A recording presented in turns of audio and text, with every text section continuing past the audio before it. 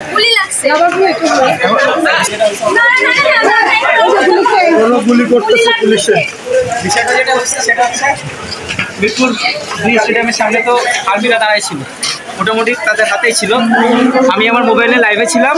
আমি যখন থানায় ওরা 2 নম্বর থানায় যখন ইটপাটকেল ছুটতেছে ওই মুহূর্তে পুলিশরা ভিতরে ছিল, ভিতরে অবস্থান করতেছিল।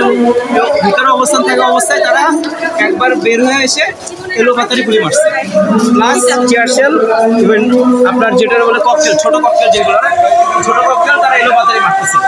আমার লাইভে সেই ভিডিওটা আছে, যেই ছোটো গুলিটা আমার কাছে লেগেছে ওইটার ভিডিওটা আমার কাছে আছে। তারা যখন শুট করতেছে সেটা ভিডিও আমার লাইভে আছে। আপনি দেখতে পাচ্ছেন ভিতর থেকে সেই ভিডিওর ফুটেজ আমাদের লাইভে আছে।